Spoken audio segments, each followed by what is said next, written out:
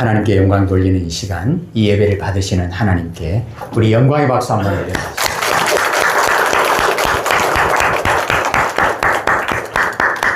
하나님은 어떤 분이신가? 영광의 하나님, 영광을 받으셔야 할 하나님.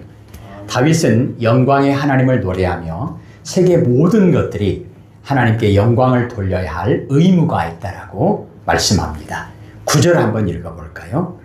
여호와의 소리가 암사슴을 낙태하게 하시고 삼림을 말갛게 벗기시니 그의 성전에서 그의 모든 것들이 말하기를 영광이라 하도다. 아멘.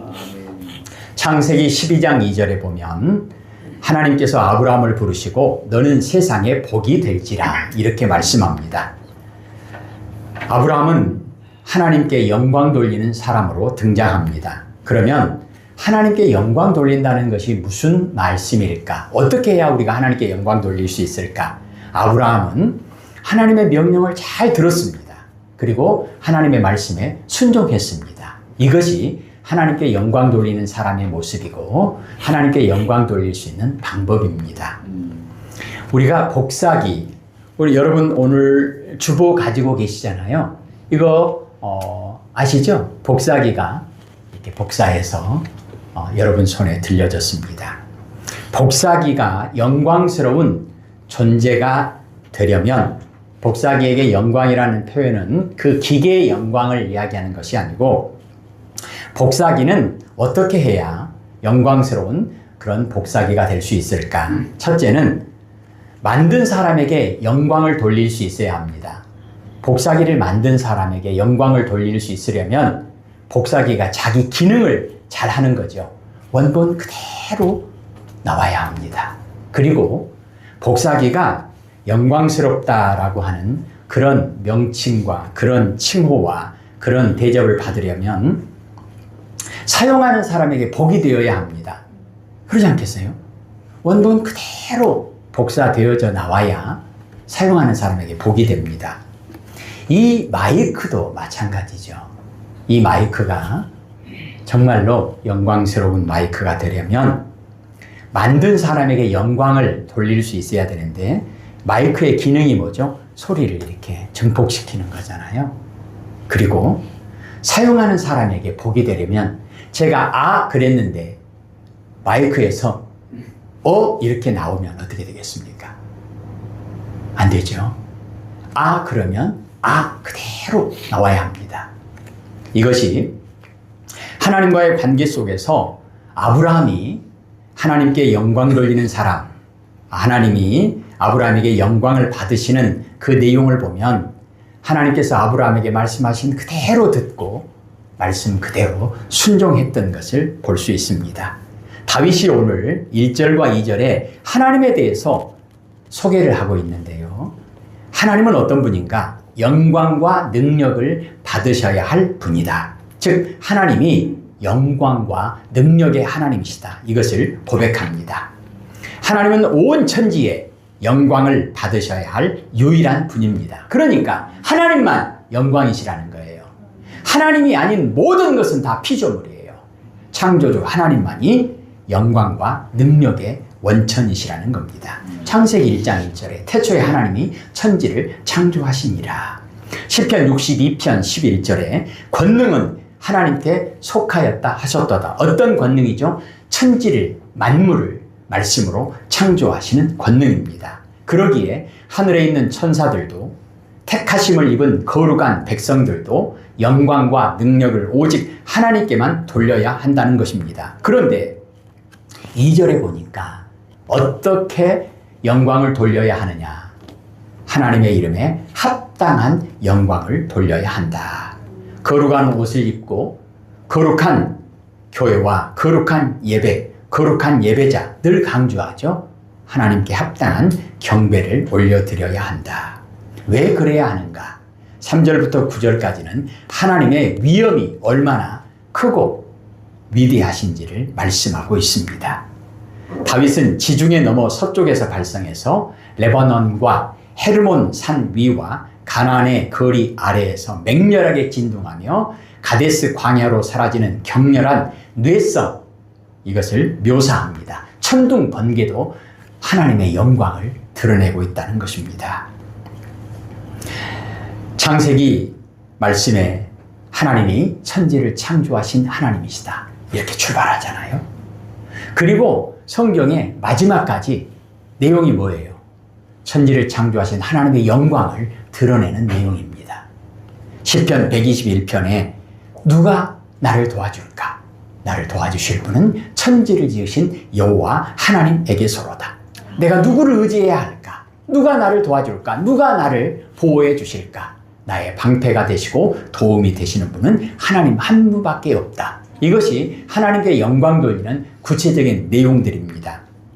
그리고 10절과 11절에 한 번 더 읽을까요? 여호와께서 홍수 때에 좌정하셨으며 여호와께서 영원하도록 왕으로 좌정하시도다. 여호와께서 자기 백성에게 힘을 주시며 여호와께서 자기 백성에게 평강에 주시리로다. 아멘. 하나님께서 모든 것을 주관하신다는 거잖아요. 천둥, 번개, 홍수, 비, 이슬, 모든 바람, 모든 것을 주관하신다는 겁니다. 땅 아래, 땅 위, 땅 그리고 하늘, 바다, 모든 것. 그래서 모든 것들은 고백해야 될 것이 무엇입니까? 하나님만이 천지를 창조하신 그런 창조주 하나님이시고 하나님만이 만왕의 왕이시다. 이것을 고백하는 것입니다. 그 하나님이 어떤 분인가? 이렇게 영광과 권능이 충만하신 하나님께서는 자기 백성들에게 가장 자비로운, 자애로운 그런 아버지와 같아서 사랑과 은혜를 베푸시고 긍휼이 풍성하신 하나님께서 11절에 보니까 자기 백성에게 평강의 복을 주시리로다, 이렇게 말씀합니다. 그러므로 우리가 고백해야 할, 우리가 하나님께 영광 돌려야 할 그런 내용은 어떤 모습인가? 시편 62편의 1절에 보면 이렇게 말씀합니다. 나의 영혼이 잠잠히 하나님만 바라며 나의 구원이 하나님에게서 나오는도다. 이 세상에는 크게 두 부류의 사람들이 있겠죠. 사람뿐만 아니라 모든 피조물도 마찬가지예요. 첫째는요, 하나님께 영광을 돌리는 사람과 피조물입니다. 반대는요, 하나님께 영광을 돌리지 못하는 사람과 하나님께 영광을 돌리지 못하는 피조물입니다. 다윗은 안타까운 마음으로 29장 1절에 이렇게 말합니다. 권능 있는 자들아, 영광과 능력을 여호와께 돌리고 돌릴지어다. 이게 무슨 말씀입니까?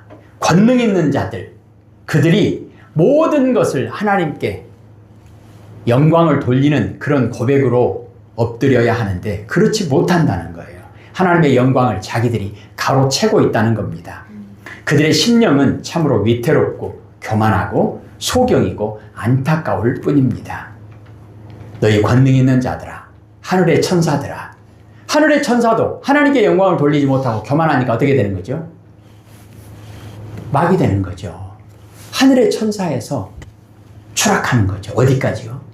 마귀의 자리까지 추락하는 겁니다. 복 있는 자의 영광스러운 그 자리에서 어디로 추락하는 거예요? 끝없이 추락하는 겁니다. 권능 있는 자들, 높은 지위에 있는 자들, 권세와 재물이 많이 있고 힘 있는 자들, 심지어 하늘의 천사들이라 할지라도 사실은 그 자리에 세워주신 분이 하나님이시니까 보통 사람보다도 더 크게 하나님께 영광을 돌려야 되는데 마땅히 하나님께 더 크게 더 많이 하나님께 영광을 돌려야 하는데 그렇지 못하다는 거예요. 참으로 안타깝다는 거예요. 그럼 그들은 어떻게 되는 거죠? 참으로 위태로운 겁니다. 이 나라 각계각층의 모든 지도자들이, 모든 백성들에 이르기까지 하나님께만 영광을 돌리는 생활을 한다면 얼마나 복되고 얼마나 아름다운 공동체, 얼마나 아름다운 나라가 될 수 있겠습니까? 아름다운 교회가 되려면, 아름다운 가정이 되려면, 아름다운 하나님의 백성들로 살아가려면 명심하고 또 명심해야 될 것이 뭔가? 오직 하나님께만 영광. 그래서 인간의 존재 목적이 무엇인가? 오직 하나님께만 영광 돌리는 것입니다. 그러면 어떤 사람이 하나님께 영광을 돌릴 수 있을까? 두 가지만 생각해 보겠습니다. 첫째는 뭐냐면요, 내가 죄인인 것을 깨닫는 사람이 하나님께 영광을 돌릴 수 있습니다. 이게 어떤 사람이 하나님께 영광을 돌리는가? 우리가 하나님께 영광을 돌린다 그러면 거창한 거, 뭐 큰 업적을 남기고 어마어마한 뭐 공로가 있어야 되는가? 그렇지 않아요. 주여, 나는 죄인입니다. 세례 요한을 통해서 하나님께서 가장 먼저 선포하신 복음이 뭐죠? 회개하라, 천국이 가까이 왔느니라. 예수님께서 마태복음 4장 17절에 가장 먼저 선포하신 복음이 뭐죠? 회개하라, 천국이 가까이 왔느니라. 회개부터 출발하는 거예요. 기독교의 출발은 회개부터예요. 구원의 출발은 회개부터예요. 그러니까 하나님이 가장 기뻐하시는 거, 영광 그러면 하나님이 기뻐하시는 거예요. 하나님 기뻐하시는 게 뭐예요? 우리를 구원하시는 거예요. 구원의 출발이 뭐죠? 회개부터 출발하는 거예요. 그러니까 하나님께 영광 돌리는 사람, 누가 하나님께 영광 돌리는 사람인가? 회개할 줄 아는 사람이에요. 회개가 뭐죠? 회개가 뭐죠? 자기가 잘못된 것을, 내가 죄인이라고 하는 것을 깨닫고 고백하는 거죠. 대표적으로 사도 바울은 하나님께 영광 돌리는 사람입니다. 바울이 뭘 가지고 하나님께 영광 돌렸을까? 바울이 고백하잖아요. 나는 죄인입니다. 나는 죄인 중에 괴수와 같습니다. 나는 회칠한 무덤과 같습니다. 나는 위선과 가식으로 가득 찼습니다. 겉은 번드르르한데 내 속에는 썩어 문드러진 실제가 있습니다. 나는 죄인입니다. 나는 악합니다. 나는 거짓되고 어리석고 더럽고 추하고 이기적이고 교만한 자입니다. 나를 불쌍히 여겨주십시오. 나는 죄인입니다. 이게 하나님께 영광 돌리는 사람이라는 거예요. 어렵습니까? 돈 드는 일입니까? 뭐 똑똑해야 됩니까? 집안이 좋아야 됩니까? 전혀 그런 거 아니잖아요. 내가 죄인이라고 하는 거 깨닫고 고백하는 거, 이거 못 하겠습니까? 할 수 있잖아요. 근데 쉽습니까? 어렵잖아요. 유튜브에 보니까 우리나라의 최고 학부에 다니는 최고 똑똑하고 최고 학부에 다녔던 사람들이 가장 많이 감옥에 있다. 이런 얘기들을 하는 거예요. 안타까운 일이죠. 가장 똑똑하고 가장 높은 지위에 있는 사람이니까 하나님께 가장 크게 영광 돌려야 될 것인데 어떻게 해요? 내가 죄인이라고 하는 걸 깨달을 수 있다면 내가 죄인입니다. 내가 죄인입니다.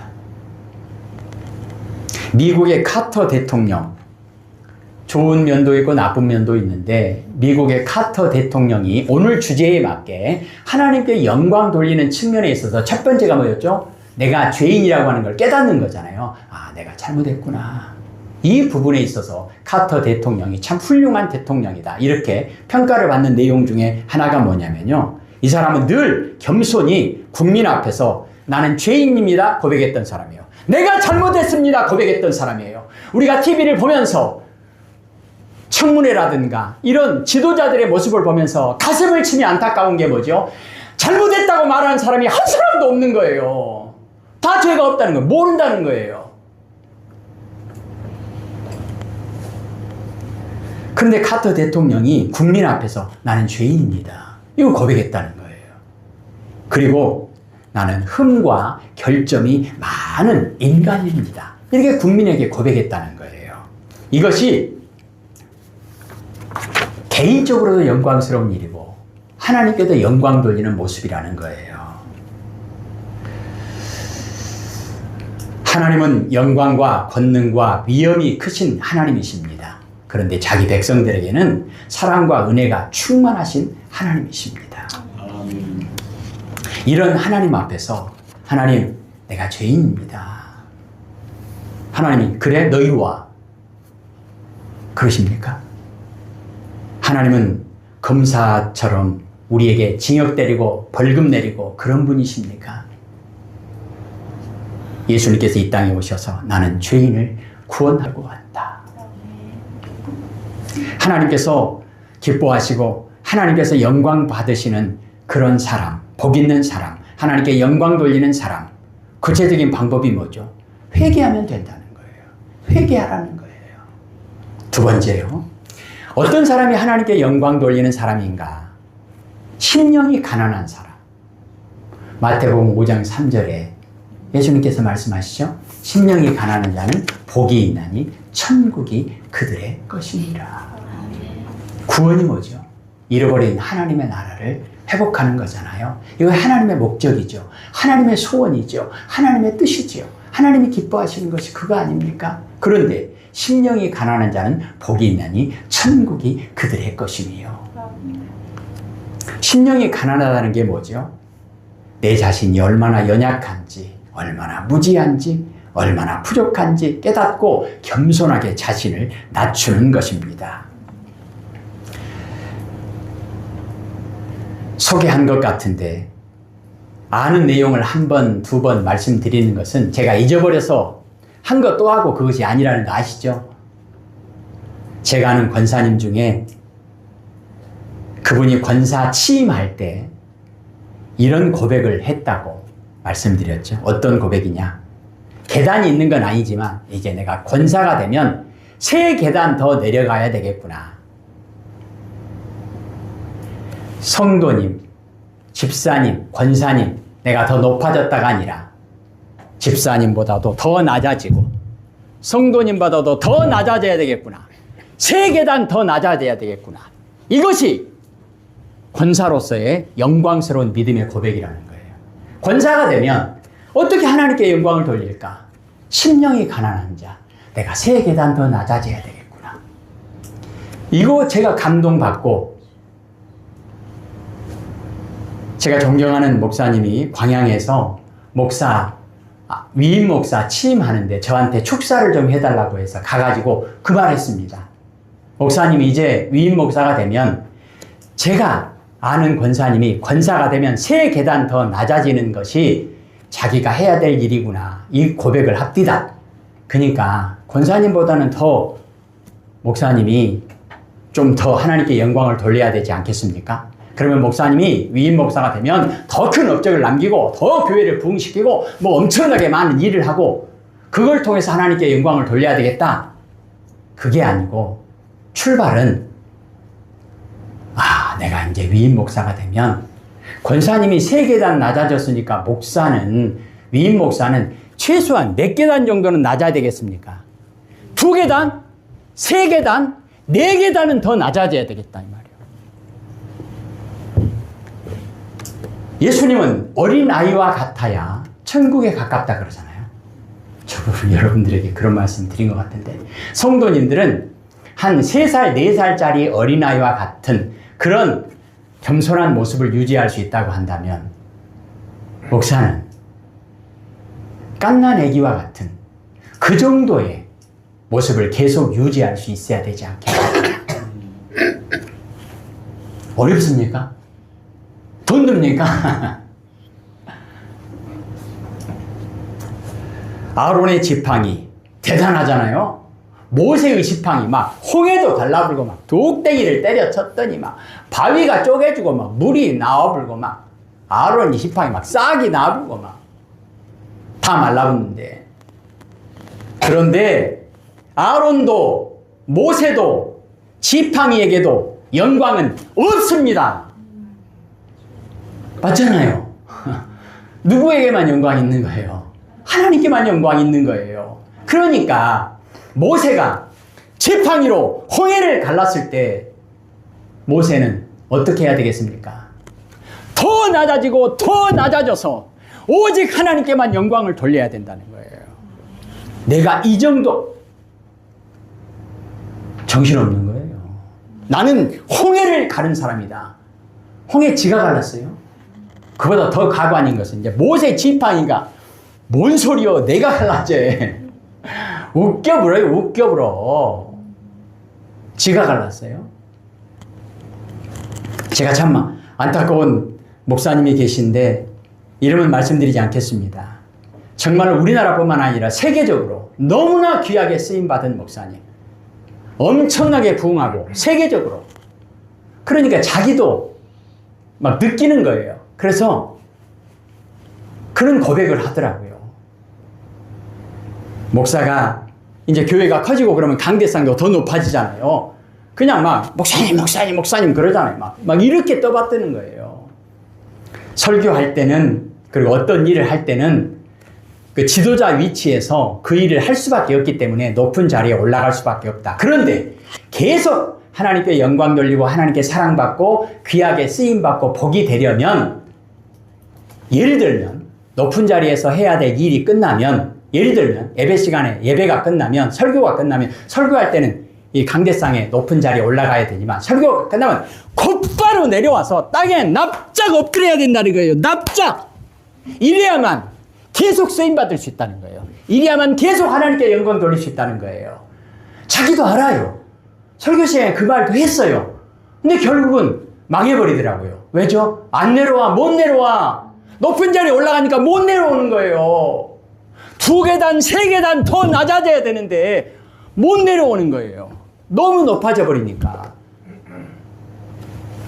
제 부끄러운 고백을 하자면, 제가 맨 처음에 이제 신학교 가가지고 정말로 말도 안 되게 바닷가에 있는 교회로 담임 목회자라고 하는 것은 저 혼자 이제 목회자인 거죠. 막 갔더니 완전 올챙이 아닙니까? 삥아리 아닙니까? 그런데 연세 많이 드신 그 할머니 집사님이 저번에 보여드렸잖아요. 저를 만나면 전사님 그러시는 거예요. 몸둘 바를 모르겠는 거예요. 저희 어머니보다 더 연세가 많으신 분이 전사님 그러는 거예요. 그래서 제가 처음에 막 갔을 때는 왜 이러십니까 그랬거든요. 왜 이러십니까 그러지 마십시오. 1년이 지나고 2년이 지나고 3년이 지나고 4년이 지났습니다. 제가 저 자신을 보면서 깜짝 놀랐어요. 처음에는 집사님 왜 이러십니까 그랬거든요. 4년이 지났는데 제가 집사님 그러고 있더라고요.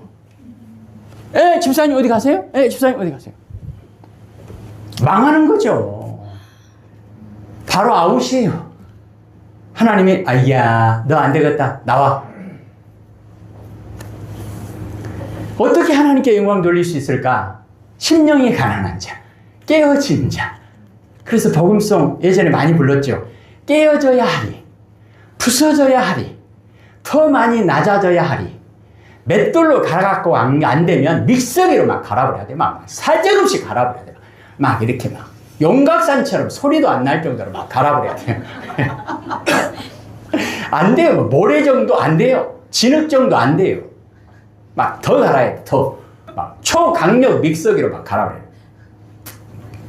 안 갈아져요? 내 속에 돌멩이가 있는 거예요. 그래도 안 갈아져요? 쇳덩어리가 있는 거예요. 그래도 안 갈아진 게 있습니까? 금강석이 있는 거예요. 어떻게 하면 되겠습니까? 막 녹여버려야죠. 용광로에 집어 넣어버려야죠. 금강석이든 뭐이든.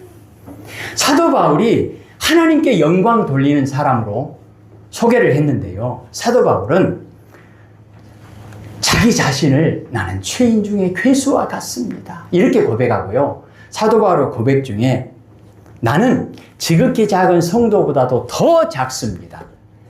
말로만이 아니라 사도 바울은 위대한 업적을 남겼잖아요. 근데 사도 바울이 이렇게 고백합니다. 나된 것은 오직 하나님의 은혜로다.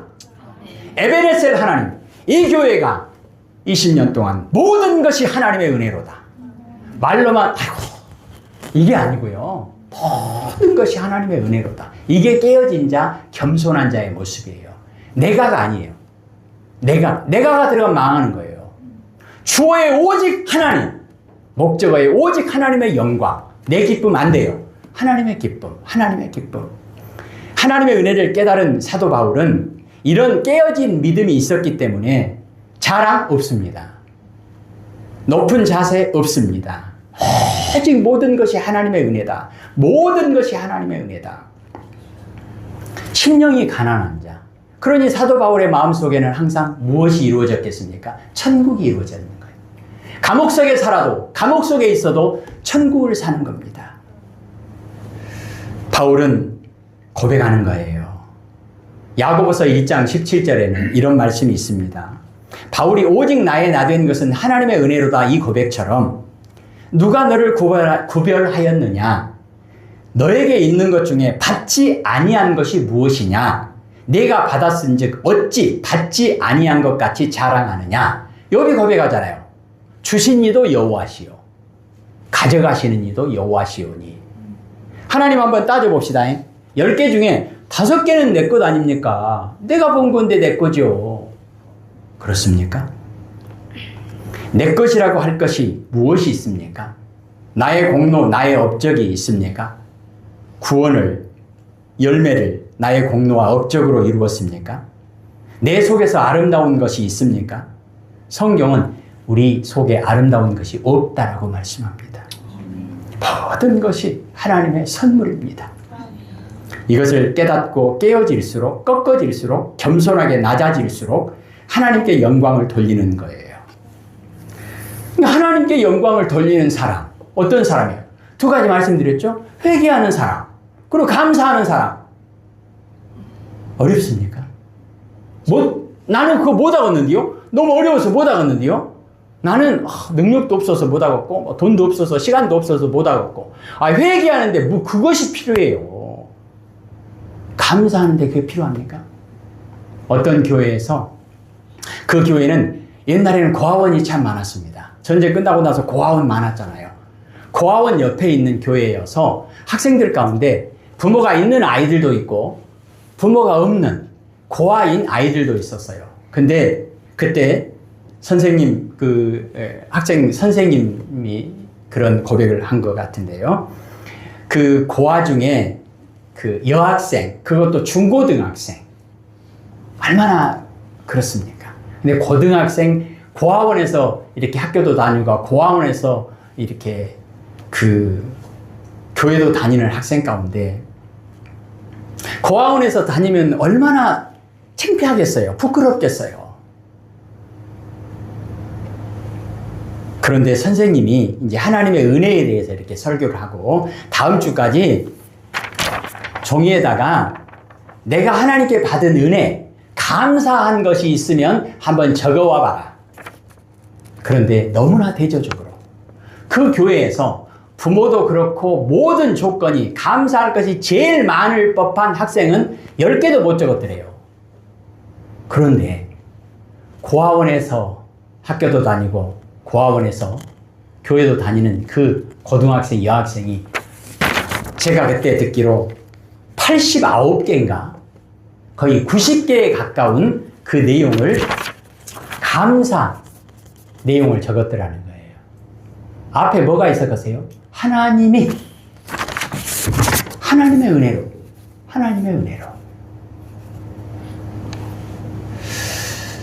그러면 어떻게 하나님께 영광을 돌릴 수 있을까요? 똑같잖아요. 하나님께 영광을 돌리는 사람이 회개하는 사람이라고 했잖아요. 어떻게 하나님께 영광을 돌리는 구체적인 방법이 뭐냐? 회개하는 걸 통해서 하나님께 영광을 돌리는 거예요. 그리고요, 감사하는 사람이 하나님께 영광을 돌리는 사람이다. 그럼 감사하면 되잖아요. 감사합니다, 하나님. 오늘 본문에 나와 있는 내용을 보자면 구체적으로 예를 들어서 우리가 살다 보면 나에게 일어나는 일 가운데 좀 영광스러운 일, 좋은 일, 또 축복된 일, 내가 원하고 또 귀한 열매를 맺는 그런 일을 통해서 하나님께 영광을 돌릴 수 있습니다. 어떻게 해요? 모든 것이 하나님의 은혜입니다. 모든 것이 하나님의 은혜입니다. 조금 전에 고아원에서 학교를 다니는 그 학생, 감사할 게 뭐가 있겠어요? 원망과 저주밖에 없지 않겠습니까? 그런데 80개가 넘는 그 감사의 제목을 고백했다고 하는 것은 아주 작은 일에도 감사하고 하나님께 영광을 돌렸다는 것입니다. 나의 나된 것은 하나님의 은혜입니다. 좋은 일 있을 때 하나님 감사합니다. 그러면요, 평범한 일에는요, 그것도 감사한 일이에요. 감사한 일. 데살로니가전서 5장 18절에 그리스도 예수 안에서 우리를 향하신 하나님의 뜻이 뭐죠? 범사에 감사하라. 내용 구별하지 말고 좋고 나쁘고 따지지 말고 모든 일에 감사하라는 것입니다. 그러면 좋은 일만 있습니까? 아니죠. 어려운 일도 있잖아요. 고난 중에서도 역경 중에서도 하나님께 감사할 수 있는 그것이 하나님께 영광 돌리는 방법이라는 겁니다. 욥기 23장 10절에 욥이 고백하잖아요. 나를 연단하신 후에는, 담금질한 후에는 내가 순금같이 되어 나오리라. 명검 있잖아요. 금, 칼, 옛날 영화에 나오는 칼, 대나무도 잘라버리고, 독댕이도 잘라버리고, 바위도 잘라버리고, 바위도 잘라줘요. 바위도. 근데 그런 명검이 되려면 최소한 400번 이상 불에다 넣었다가 물에다 넣었다가 망치로 두드려 패고, 아시죠? 쇳덩어리를 불에다 넣었다 물에다 넣었다 망치로 때려. 이게 담금질이라 하잖아요. 400번 정도. 400번 정도 하면 대나무도 잘라볼까요? 한 1000번 정도 하면 독댕이도 잘라볼까요? 이 정도 돼야 명검, 보검이라고 이름을 붙일 수 있다는 거예요. 불에다 넣었다가 물에다 넣었다가 그 쉬운 일이겠습니까? 욥이 고백합니다. 나의 나된 것은 하나님의 은혜로다 고백하면서 모든 고난과 역경 속에서도 하나님께서 나를 순금처럼 만드시려고 그 과정을 겪게 하셨구나. 대표적으로 창세기 45장 5절과 50장 19절 20절에 보면 요셉이 고백하잖아요. 기가 막힌 인생을 살았는데 알고 보니까 하나님이 나를 이렇게 훈련시키시고 준비시키셔서 모든 사람들, 수많은 사람들에게 복이 되게 하시려고, 사람을 살리는 일을 하시려고 나를 이렇게 준비시켜 주셨구나. 그러니 지금까지 내가 고난당하고 내가 실패하고 환난 가운데 있었던 것이 하나님의 은혜구나. 시편 50편 15절에 환난 날에 나를 부르라. 내가 너를 건지리니 내가 나를 영화롭게 하리로다. 사랑하는 성도 여러분, 그러니까 어떻게 하나님께 영광을 돌릴 수 있을까? 비결이 뭐죠? 항상 하나님을 찾는 거예요. 좋은 일에도 하나님을 찾고, 평범한 일에도 하나님을 찾고, 그리고 어렵고 환난 가운데서도 하나님을 찾고. 구원과 승리의 비결은 하나님의 약속의 말씀을 듣고 선포하고 순종하고 증거하는 것입니다. 대표적으로 방금 말씀드린 시편 50편 15절, 환난 날에 하나님을 부르라. 하나님이 너를 건지리니 네가 하나님을 영화롭게 할 것이다. 하나님을 높일 것이다. 하나님을 높이고 하나님께 영광 돌리는 방법이 뭐예요? 하나님을 부르는 거예요. 언제만요? 항상 쉬지 말고 범사에 하나님을 부르는 거예요. 하나님을 부르는 거예요. 저번 주에 어떤 분에게, 저는 그런 기도를 참 못 해봤는데, 하나님이 참 저런 모습 보면 얼마나 사랑스러우실까. 새벽에 일어난대요. 하나님 나 오늘 너무 피곤해. 나 너무 졸려. 나 새벽기도 못 가겠네. 하나님 나 너무 피곤해. 하나님이 띡! 너 나하고 약속했는데 가야지. 그러실까요? 하나님 나 피곤해. 나 오늘 못 가는데. 나 좀 잠 좀 더 잘래요. 하나님이 얼마나 그 모습 보면 이뻐하실까? 얼마나 귀여우실까?